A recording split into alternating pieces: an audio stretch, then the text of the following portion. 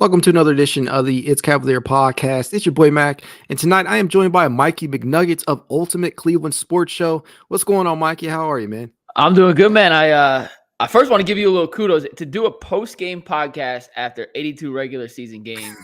I think you do them on the West Coast games too, right? Yeah. Yeah, you are a crazy man, but the Cleveland media scene and the Cleveland fan base is better for it. So kudos to you, man. That's a hell of a task, and you do a great job doing it. I appreciate it. It's a slog at times, and sometimes I just want to, I just want to say fuck it and go to bed. But I got to do what I got to do. Sometimes I got to fit these in, and sometimes, Mikey, I have found that, especially with my children, it's the best time, right? The kids are asleep after, struggling to put them to bed and whatnot. And my thoughts are fresh. And, these games are fresh in people's minds. So Yeah. what better time to do it? But with that in mind, the Cleveland Cavaliers took on the Washington Wizards for the fourth and final time this year.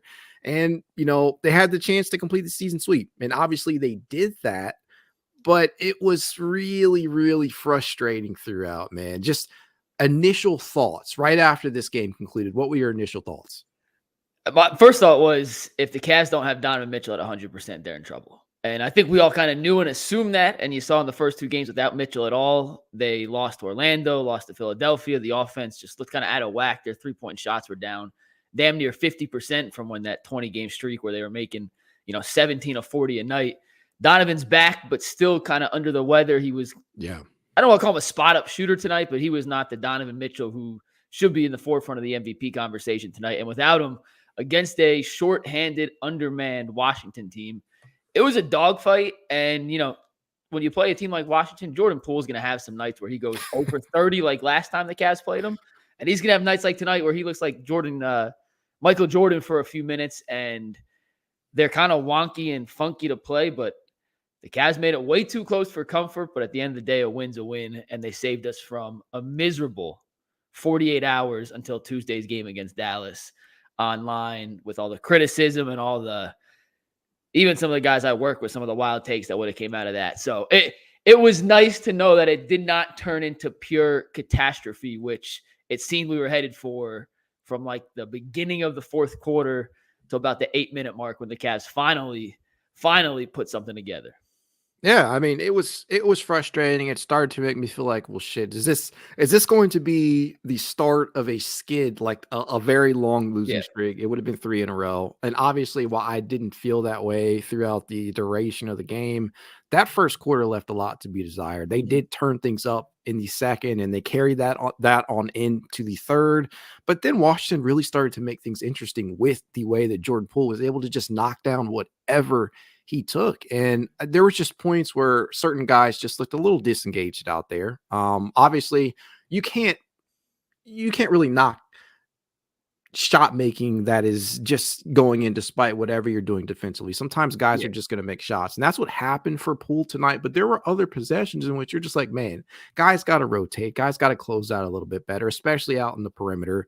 And it was starting to lead to a point where I'm like, well, maybe they just don't have it tonight. Maybe they entered this all-star break and I don't know what the hell happened. It just stopped all momentum, but it was really starting to piss me off at different points.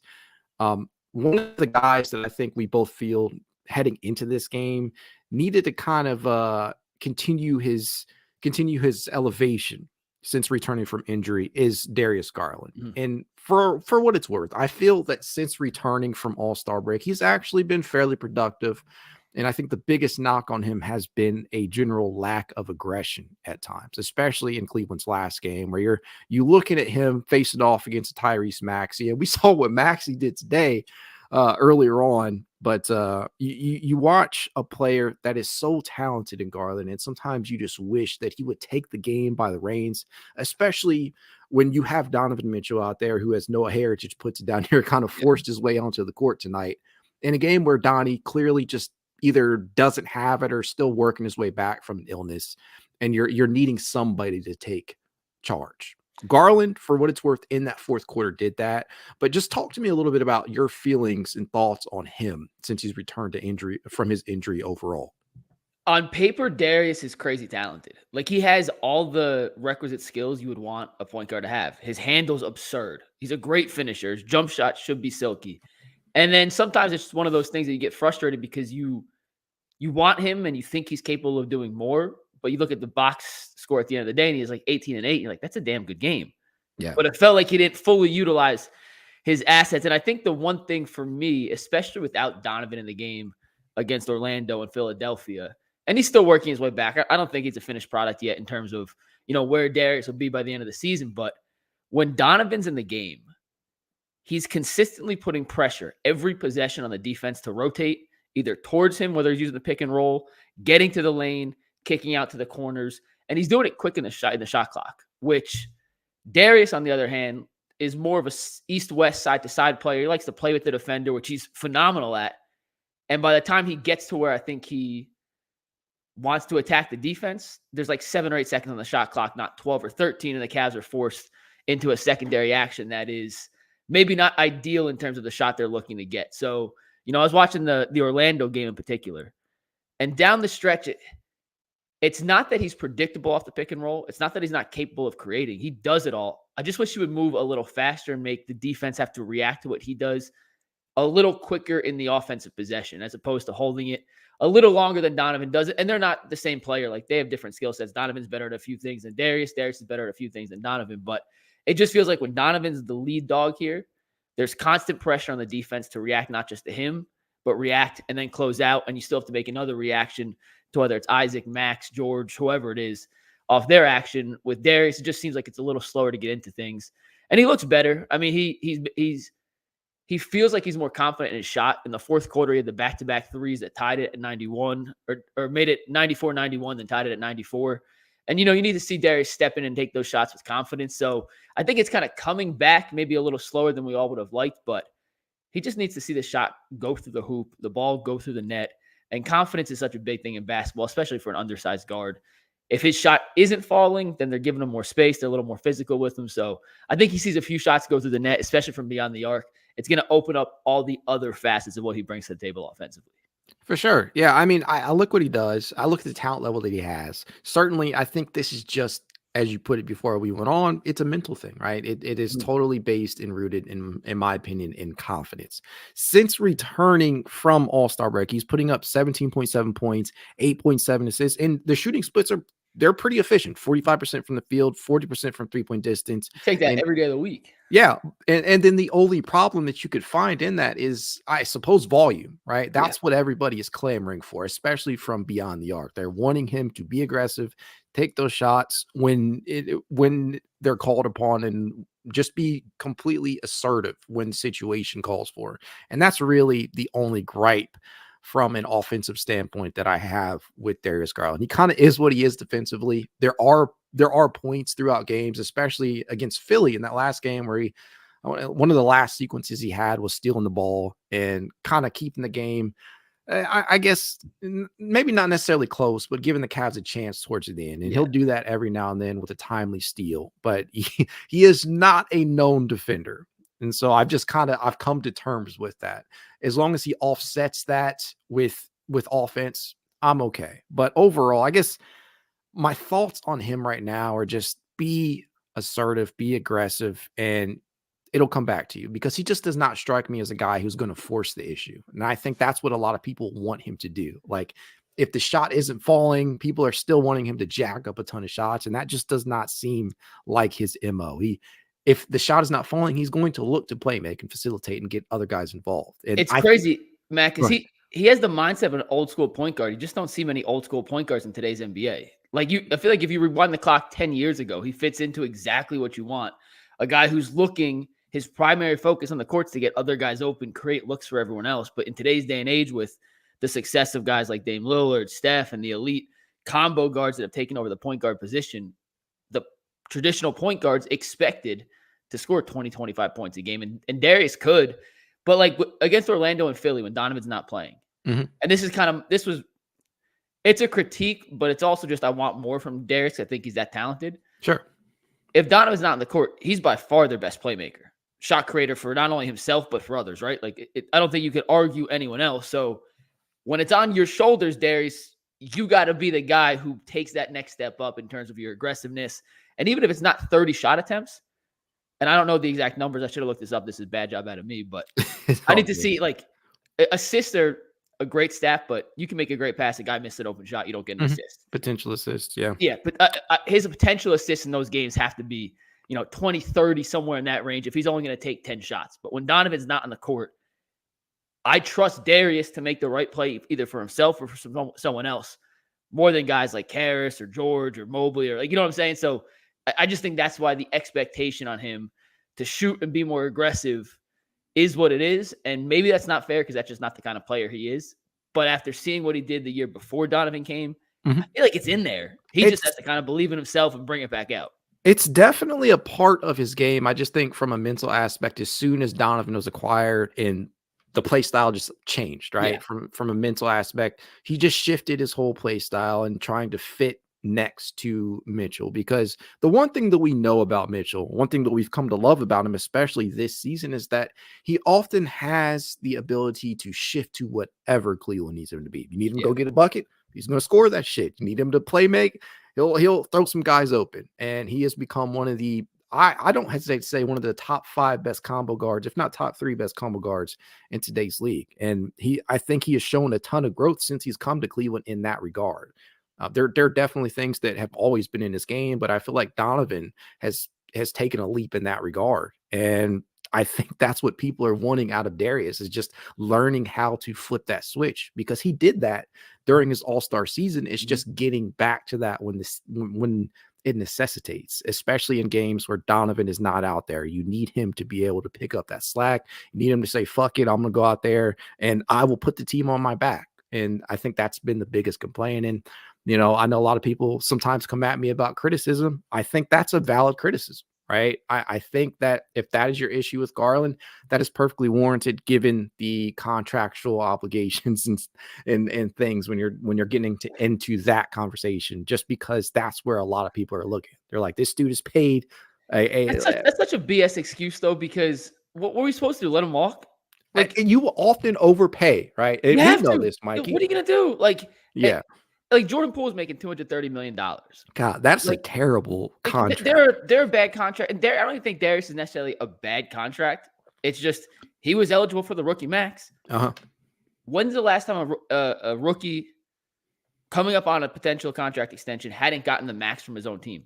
Like, it doesn't really happen any other way. So you can say the Cavs overpaid, and yeah, maybe they did, but what the hell are they supposed to do?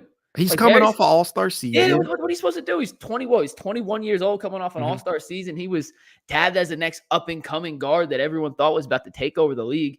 And to keep him in Cleveland, you pay him what he's worth. And at that point, you pay him what he's worth. Like, the whole contract thing pisses me off. I think what's lost in that too is, like, in these contracts, especially rookie scale contracts, you're not only paying for what a guy currently is, but what he could potentially become. You're paying for potential. Yeah, exactly.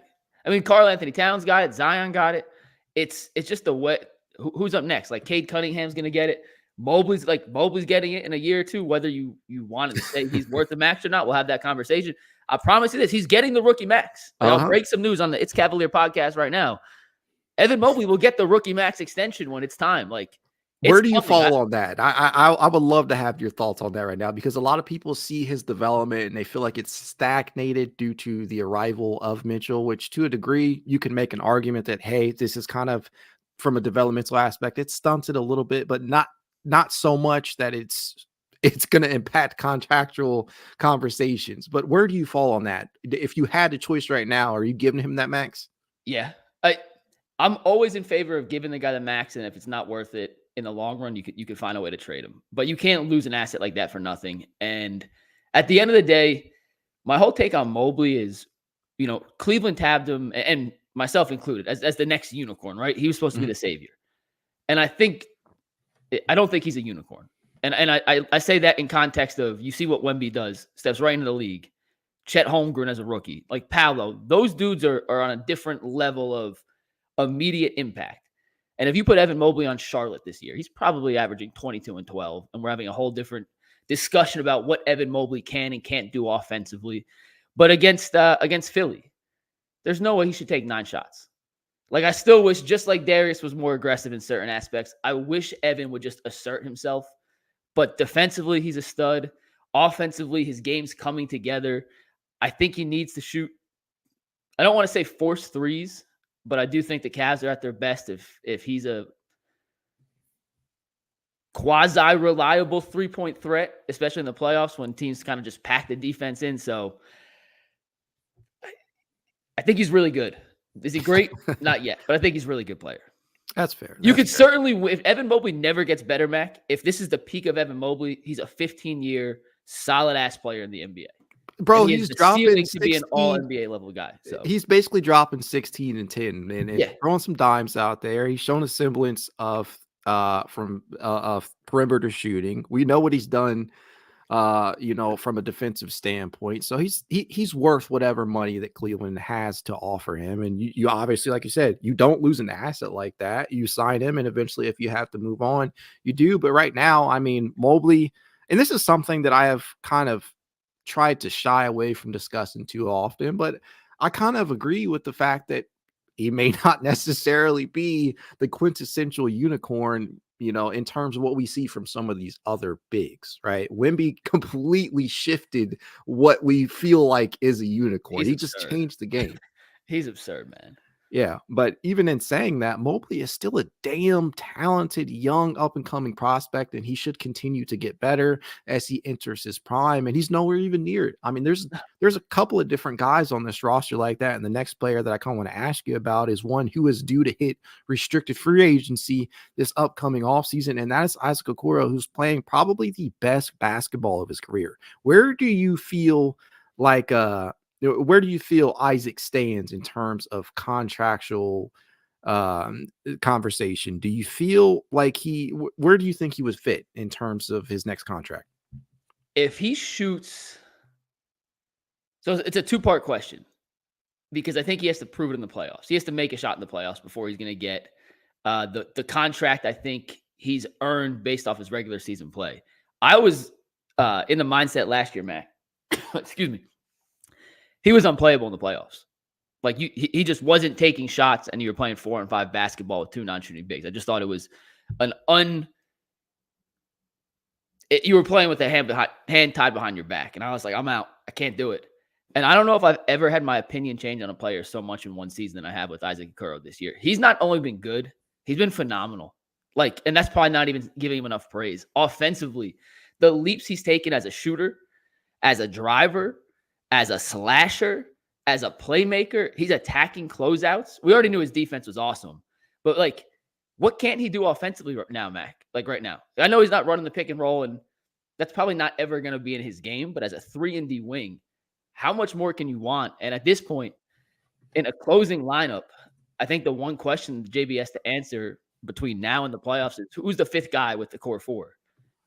And I don't think I can make a case for anyone but Isaac Okoro at this point, unless you need a 3 and you want to put Sam Merrill or Strus in there. But I think Okoro is their best 5th guy in that quote-unquote closing lineup. He's been that good, and I owe him all the praise because I was probably a little too harsh on him last year, and he has been that much better than I ever could have expected this year. He's been phenomenal, man. He's been phenomenal. You have to keep him, and he's going to cost you a pretty penny, and he's earned it. Yeah, I mean, this is where I've always stood on Isaac. I've always been a huge fan. I always felt like he was capable of more, but whether it be a shifting role or just lack of confidence, and I think that's probably the biggest thing for him, just like it is with some of these other guys, especially Darius, and maybe you throw Dean Wade in there too. But confidence, role, and I think just being able to go out there and play freely has really, really ramped things up for this dude. And I think a lot of people still just forget that this guy, I believe he just turned 23 years old. He's so much younger than you think because he's been in the league, 4 or 5 years now. But he came in, he was the youngest freshman draft or the youngest player drafted in that class. He had just turned 19. I mean, he's still a baby, legitimately still a baby. I mean, Craig Porter Jr. is older than Isaac Okoro. That says it all right there. The guy played 1 season at Okoro at Auburn, and he's grown. He's developed every single season, whether people choose to acknowledge it or not, from a statistical standpoint. And I feel like that's where a lot of people have their moans and groans and gripes and whatnot. You may not see a ton of a difference, but I will take what he is delivering right now because he's shooting basically 40% from 3-point distance. He is a hellish perimeter defender. And like you said, there's a lot of things out there that he is fully capable of doing. I just can't think of anything that we haven't quite seen him do this year. He has an improved handle, in my opinion. He can run the pick and roll. We've seen that. He can shoot out on the perimeter. He started to post up a little bit more. He started to let shots fly at the top of the arc as opposed to just in the corners. Mm-hmm. He's doing a lot of different things this year that we hadn't quite seen him do in the past consistently. And I think that's the biggest key word right there is consistency. Yeah. He has been one of Cleveland's most consistent players this year. And it's really, really going to suck now that we probably could have signed him to a much cheaper deal this past offseason than what we're probably going to owe him this upcoming offseason. And while I don't really worry about that because I know Dan Gilbert will shell out if he feels it's necessary, I still feel like we could have got him on a cheaper deal. But I have been nothing short of impressed with what he has been able to do this year. And I hope, just as yourself have done as of recording this, I hope people are really starting to give him the respect that he deserves. And I really, really hope he gets all defensive attention this year, man. There was a stretch of games before the break where he guarded Dame, shut down Dame. It was the game they won by like 40 points. Yeah. And then 2 nights later, he's guarding Paolo Banchero as the primary defender and holding Paolo in check. And it's crazy to think there's, OG Anunoby can do that. Isaac can do that. There's a couple others across the league, but the list of guys who are guarding point guards and what do you want to call Paolo? A point center? Like, whatever you want to call him, but he could guard all 5, and he's only 6'5". Like, he's giving up size to some of these bigger guys, but he's wiry, strong. He's always in the right position. And most importantly, he's tenacious. Like, you can't make a mistake. You can't take a soft dribble because Isaac's in your grill like a junkyard dog. And I mean that in the best way possible. And he'll kind of just take your cookies and go dunk on the other court if you're lazy for a second. So you got to be on for 48 minutes straight if Isaac's guarding you. And that's one of those things that you got to take for granted sometimes, like, yeah, whatever. But, you saw against Philadelphia, they started making some lazy passes, which allowed Cleveland to kind of come back into it in the late second quarter, early third quarter. And Isaac is a big reason why. Like, you make a bad pass, you're not getting anything past him in that sense. We talked about it on our show a few times. I'm curious how you feel on this, Mac. The Cavs don't have a great reputation for developing homegrown players, like from not LeBron's, obviously, but guys they draft late, develop in. And I feel like that narrative's kind of starting to change. And I know Okoro was a top 5 pick and all, but it took him a few years to develop into the player he's becoming now. I don't know where you stand on Dean Wade. Love him. Wade, in my opinion, is the most misrepresented player maybe in the entire league because, no offense to anyone out there, people who don't know ball say he sucks, and people who understand basketball appreciate what he brings to the court.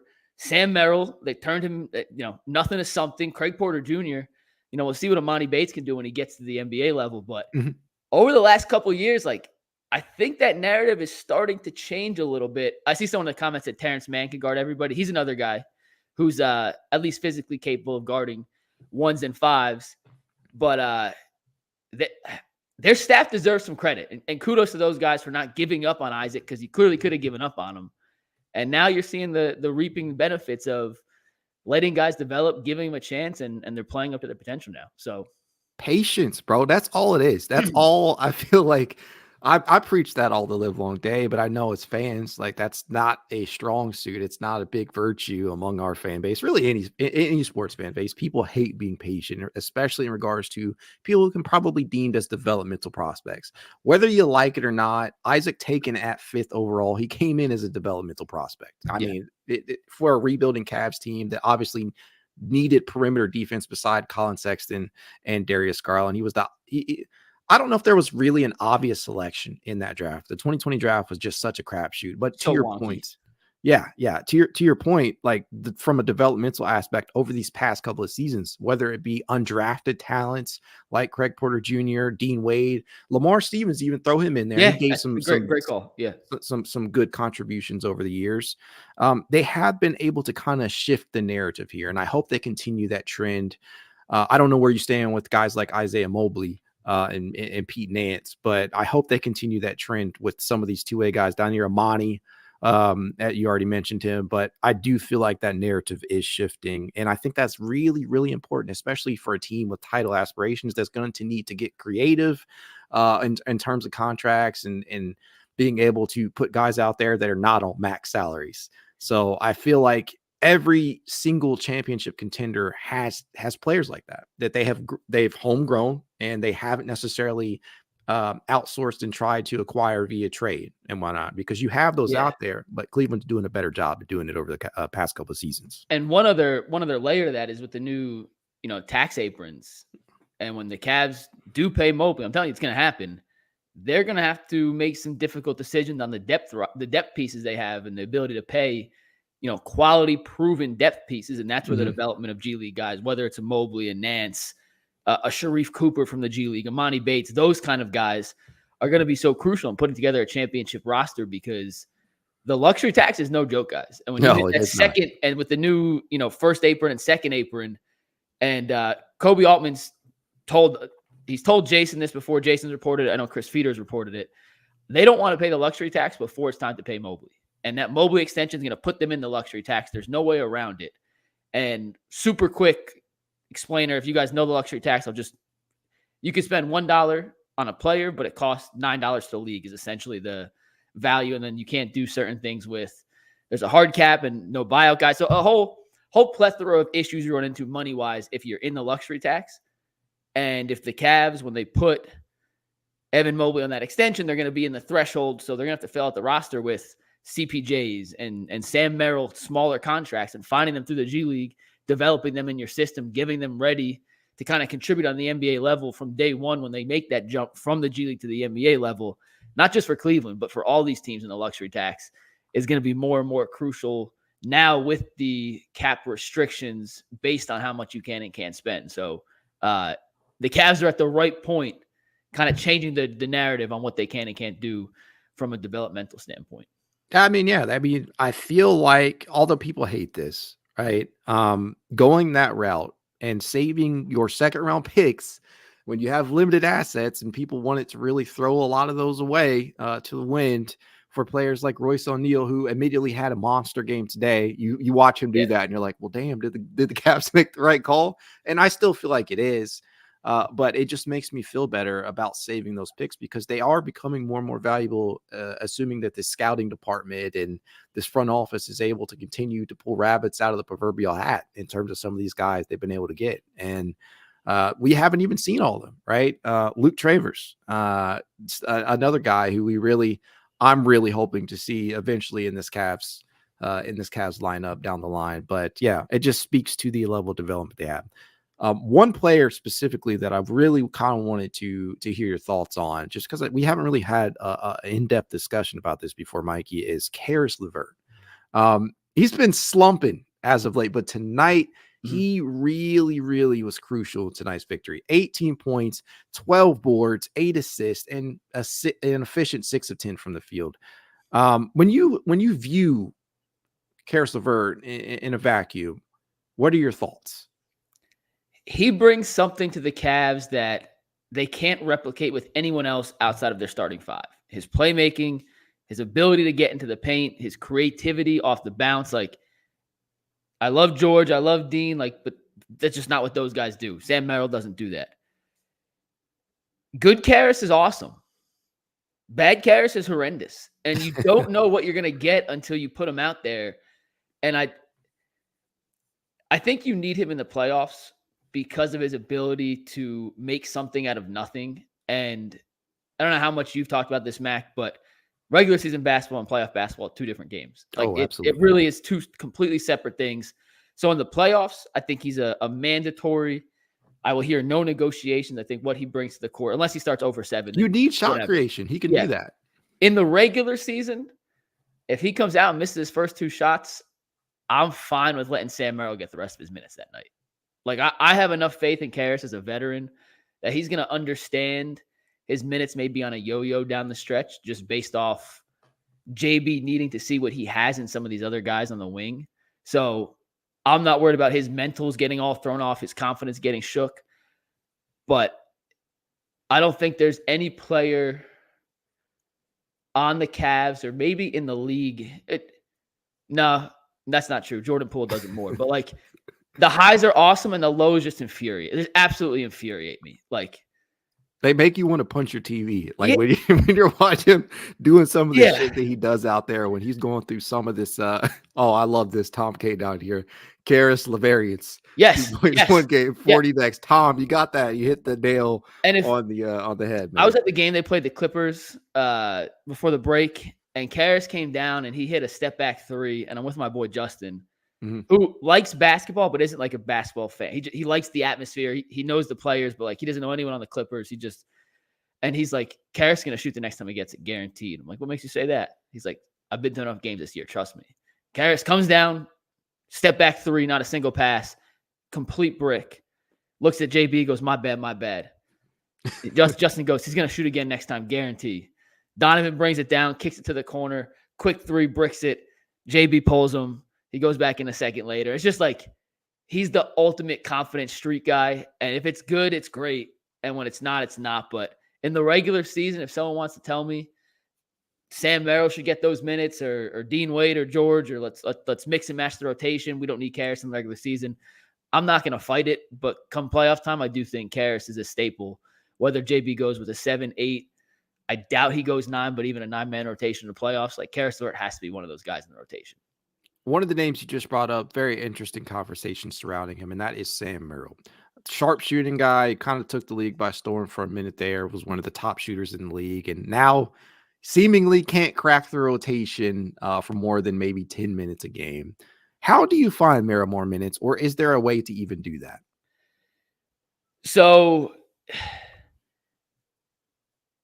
Sam Merrill's so I played D3 basketball, Mac. I don't know if I Sam Merrill's everything I wish I was as a basketball player. Like I was the Walmart dollar store D3 version of Sam Merrill, but not as good. And like just shooting threes as a relatively unathletic white guy in the league it's really what my dream was. So I am as biased as it gets with Sam Merrill. I just want that on the table for everyone to know.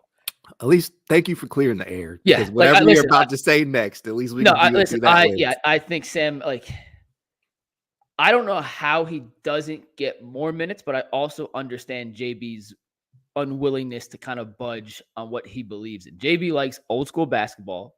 He likes size and he likes physicality. And I don't think Sam Merrill's a terrible defender by any means, but it's kind of like Darius. He is what he is.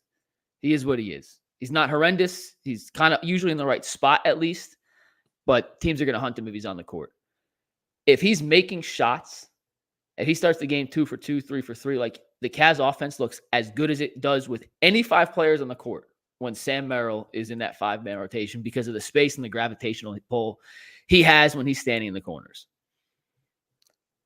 When he's not making shots, he still has the gravitational pull, but he doesn't offer a whole lot else in terms of playmaking and off-ball creation and defense. So, like, I get why JB doesn't want to kind of loosen the leash on him, but I also think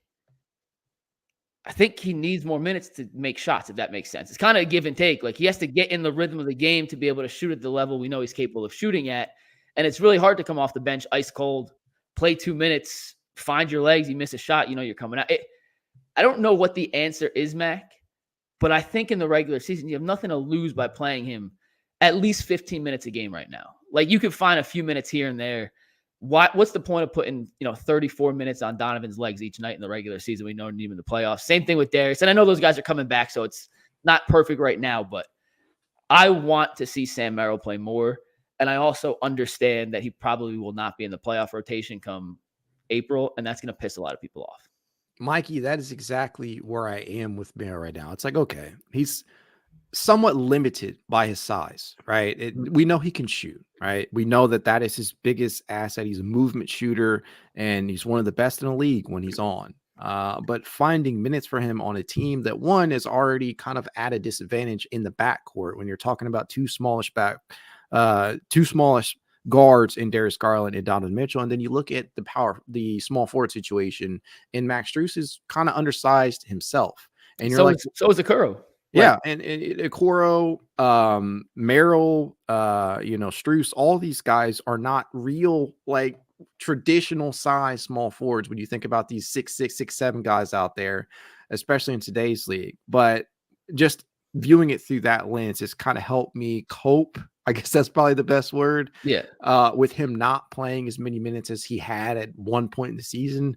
And it makes sense, right? We all knew that once Darius and Evan came back to the lineup, that somebody was going to either be the odd man out or he was going to lose minutes. And that unfortunately has been Merrill and Dean Wade to a degree on some nights. And so it sucks because there's numerous guys on this roster who probably deserve run. And if they played for another team, they probably would get that run. But it just goes to show how deep this current roster is. And it's really down to JB to figure this out. But as far as what he's doing right now, I can't necessarily disagree with the Merrill minutes. The one situation where I'm like, well, if this guy is playing like complete shit, maybe you do kind of pull some of his minutes. It's Niang, right? Yeah. George Niang, just had him on the pod. Awesome. George, my dude. guy, by the way. One of the I've known George for a while now. Mhm. One of the best dudes you will ever meet. He gave me one of the most authentic interviews, and he made me a fan. Once he did come on to the show, I definitely felt the authentic nature of some of the line of questioning. But I say all that to say, like, if his minutes are not great, you can pull him in favor of Wade. For Merrill, what do you do? Do you take some Strus minutes? I don't know. I don't know. There's no right answer. And that's why, the next, 26 games left? Yeah, next 26 games. I kind of want to see JB just try shit. Like honestly, you have, at this point, the 2 seed's extremely important in my opinion. I don't know how you feel on it is for matchup the 2 seed as opposed to the 3-4. Like they're making the playoffs, but I'm kind of up for JB to a certain extent. Like, I'm not trying to throw out a Tristan Thompson, Damian Jones lineup with, Craig Porter Jr. and I'm not trying to get that crazy, but like, I would love to see him kind of mix and match some of these rotational guys in the context of the core 4, just to see who fits best. And if you can survive a stretch where maybe Merrill is the guy one day, maybe steps in a playoff game, or not a playoff game, excuse me, in a game in the next 2 weeks and develops. Let me go back to say something real quick. Remember when Merrill played Orlando, had the 6 threes before the All-Star break? Yeah. They ran a little pick and roll between Merrill and Donovan Mitchell. Like 4 times. Orlando had no freaking clue what to do. It put him in the tour. I did a little tweet breakdown of it. I'll find it and maybe repost it tonight. Orlando was in absolute chaos. They were in hell trying to figure out how to stop it. So Merrill being on the court, there's like some wrinkles to the Cavs offense that he alone brings that no one else can do. No one else can do. And like, I don't think they've utilized a Mitchell Strus pick and roll. Like, can you think of a time where they had Strus as a screener and maybe once or twice, but I can't think of a specific time? No, not a lot of possessions come to mind when that's the case. Yeah. We see so many pick and roll actions and sets with Strus and Mobley or Allen. What's awesome tonight, by the way. Like that was kind of the catalyst. So I do think Merrill has a role, but as a shooter, like, it's so hard to kind of get into the rhythm when you're playing 2-3 minute spurts.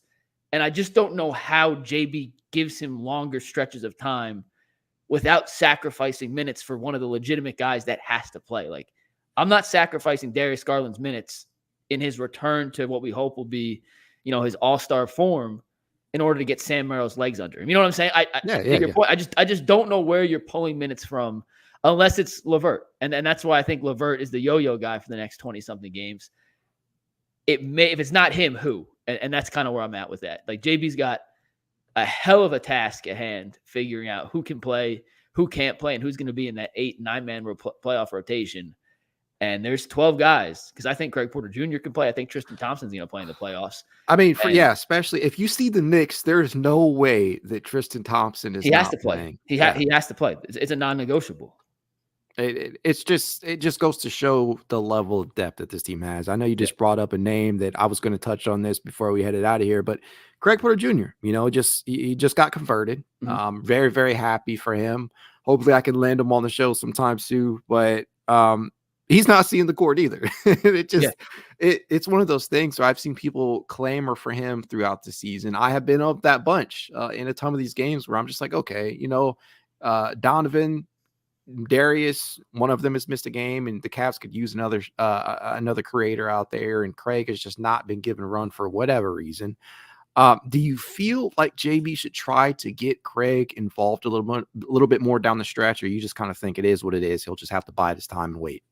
Yeah, I think at this point it is what it is, because I can't see any scenario where he's in a playoff rotation right now. So it's refs, but I think honestly, just for his own personal development, he's getting 30 minutes a game with the Charge, or 30 seconds every other game with the Cavs. It's just better for him to be down in the G League right now. And that's not a knock on Craig. He could play at the NBA level.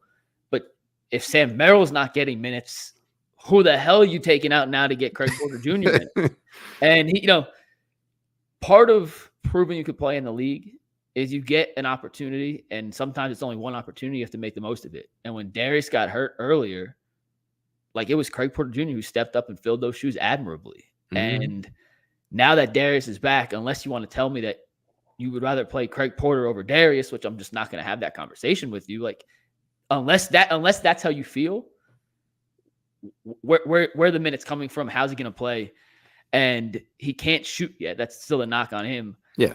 And you can't be a 6-foot guard and can't shoot in the playoffs. I'm so like, unless you're Rajon Rondo level passer defender, which Craig Porter Jr. hopefully can be one day. He's not there yet. And hell, that was a different era of basketball even 5 years ago. Like, the NBA's changed so much that I don't even know if that's still sustainable, but he could play, man. He's a hell of a guy to have on your bench, and a great rotational depth piece during the regular season. But at this point, I think I'd rather have him just get those full-time game refs with the Charge, fully develop into whatever kind of player he's going to end up being in the NBA. And maybe he is your backup point guard next year. But this season, that is Donovan's job. And we got 25 games left, 26 games left. What's the point of weaving him in now? I just don't see it. Yeah, that's fair. And see, I have struggled with this throughout the duration of this season. I don't see it changing, obviously. There will be sorry to cut you off, Mack. Same thing with Emoni Bates, by the way. Like, that's who I was just getting ready to bring up. Yep. Emoni could sit on the Cavs bench and play 20 seconds every third night, or he could score 30 points in the G League every night. You tell me what's better for his long-term development. Absolutely, minutes with the Charge. We've seen him light up the G League this season, but there are clearly still areas of his game that need further tinkering and development. And he is in a perfect location down there with Mike Garrity and company to do that. And I feel like you have seen him grow a little bit, but it does not really do him any. It does him a disservice to have him play like maybe 5 minutes at the end of a blowout. As much as I would love to see him play, and I think there will be occasions when there is a blowout or two where you can work him in towards the end of a game, they'll probably do that towards the latter half of the season. The last couple of games, like they did last year, once they have seeding determined, assuming things don't go down to the wire, which they very well may. I mean, I hope not. I hope they're able to lock shit up, but I just don't know, because the East is so tight right now. And so I get why people want Bates up here. I get why they want Craig Porter Jr. to play. I get why Sam Merrill should play more, but it's really tough. And I still continue to urge fans just to be patient in regards to this whole process, because these teams, I mean, look at the Denver Nuggets. They develop players. It took a long time for their championship aspirations to truly play out. They sat there and they developed guys. They made timely acquisitions. And maybe this could be the route that Cleveland goes. And having guys like that sitting in your farm system, for better or worse, developing, it's the best course of action for them. And I truly hope people can just remain patient in that regard. I lied. I do have one more that I want to ask you about tonight, man. Jarrett Allen. This was seen as somewhat of a redemption season for him, right? After that playoff series, just absolute collapse against Mitchell Robinson and company. And I think Mitchell's coming back soon. I think he's 2 weeks away now. He'll be back for the playoffs. So if it's another Knicks-Cavs rematch, we will see how he responds. But Mitchell Robinson, barring a new injury, will be back for that series. Yeah. And moreover, he's been phenomenal this season for the most part. There have been stretches where you're like, man, he probably should be a little bit more aggressive out there, take advantage of some of these matchups. That Philly game the other night, that was one of them. But for better or worse, he's been phenomenal this year. He got snubbed from the All-Star game. I truly feel like he should have made it, but this is a very deep league. There's a question in here, though. The question is, do you feel like from what you have seen from this current new look roster, do you feel any differently than you once did about his long-term standing with the franchise? No, because I think he does all the little things so well that help a team win, and maybe most impressive. That's a cliche. What makes Allen so valuable is he doesn't need the ball ever. He never asks for the ball. He gets it because he sets great screens, rolls, and it feels like anytime he misses in the paint, Mac. I don't know if you feel the same way. I'm like, did he just miss that? Like it feels like he shoots 96% on shots that he should take, and he has weird floaters. He hit a couple of jump shots right for the break too. That I was like, damn, like he's adding to the bag in ways I didn't even expect. But what he brings. And he still has to prove it in the playoffs. Yeah. You know, if you have hesitations on him because of what happened in the postseason last year, I'm not going to hold it against you. I honestly have slight hesitation. I'm not super worried. I think that whole series was just such a catastrophe for the team that I don't pin it all on Allen for saying the lights were too bright. The lights were too bright for everyone out there, essentially. So I have slight hesitation, but my bigger picture fear is just two non-shooting bigs, and is that sustainable to win multiple rounds in the playoffs against good teams. But I think at the end of the day, Allen and Mobley are your third and fourth, or your second and third in some order. Mitchell's your best player, however you want to rank Darius, Evan, Jarrett next. I think you make the case that Allen's second this year, but you can't take him off the court because he's been that good. Like all-star or not, he's playing at an all-star level, whether they want to put Scotty Barnes in. I agree with you. I didn't think he was snubbed from the initial team. I had an issue with Scotty Barnes getting over him into the All-Star game as an injury replacement. But he's been that good this season that there's no way you can tell me the Cavs are at their best without him being part of that five. Offensively, defensively, and from an intangible standpoint. He brings everything to the table you could hope for from a center, everything to the table you could hope for from a teammate.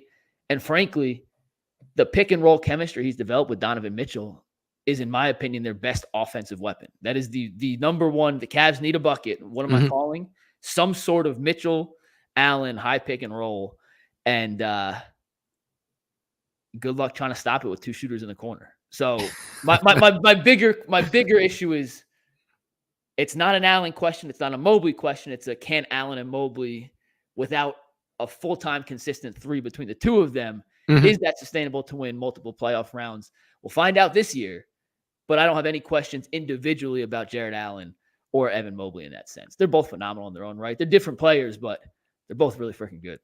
I think that's a completely fair answer. I do think the addition of Max Strus has definitely opened up the floor a little bit more for everybody, but still, you could clearly tell that there are definitely sequences where you want one of those guys to be able to space the floor, and I think that's why we've seen JB stagger them like he has the last couple of seasons, right? But with Dean Wade playing as well as he has, with Strus being out there, with Niang being on board now, you have the flexibility to go out there and stagger the lineups while still having your closing lineup of the starting five, right?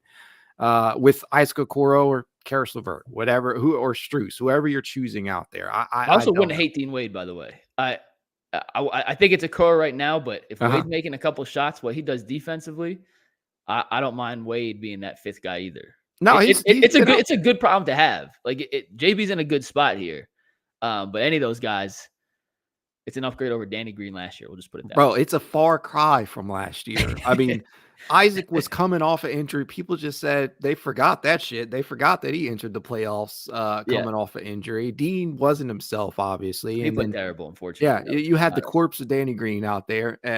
People were expecting Lamar Stevens to provide great minutes, and we just know how that went. And Jetty, as inconsistent as his tenure was in Cleveland. No disrespect to Jetty, but that's what Cleveland was working with last year. It's completely different this year. You have the roster flexibility to put out any 5-man unit out there with consistent spacing. Yeah. And it's just it's changed lives out there, and I'm sure it's less of a headache for everybody, especially Donovan, knowing Yeah. that he has floor spacing around there, and Darius, those drivers really. That said, man, I know we didn't talk too much about tonight's game, but I really wanted to pick your brain on some of these things, so I do appreciate you for coming on. Hey, my pleasure. Anytime, man. And frankly, there wasn't a whole lot to talk about from tonight's game. If we're being told, it was, hey, a win's a win, but the Cavs have bigger aspirations than beating Washington on a Sunday night 6 p.m. tip, which I actually really like the 6 p.m. tips. I don't know how you feel, but I'm It's actually much all better. for these 6 p.m. tips. If they wanted to make these standard across the league, you're not going to hear a single complaint from me. So I wouldn't complain about that at all. I mean, I love the start time. It just makes things run a lot more smoother. You're not going out there. I'm not having post game pods super late. I mean, I love it. So nothing bad about it. Not too much to discuss tonight. Glad Cavs were able to walk away with the victory, because if they didn't, all hell would have broken it would loose have been on bad. social media in Would have Cleveland. been ugly. Tensions would have been high in the city. Let's just put it that way.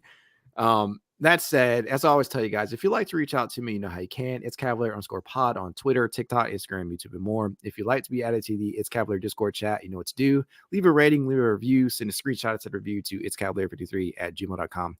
Mikey, I cannot tell you how many times in the past I have messed that up. I say that constantly, and I used to fuck it up all the time. But I truly do appreciate you for coming on. Anytime, man. If you need me to Sure. come again, let me know, and I'll be happy to hop back on. For sure. Go Caps.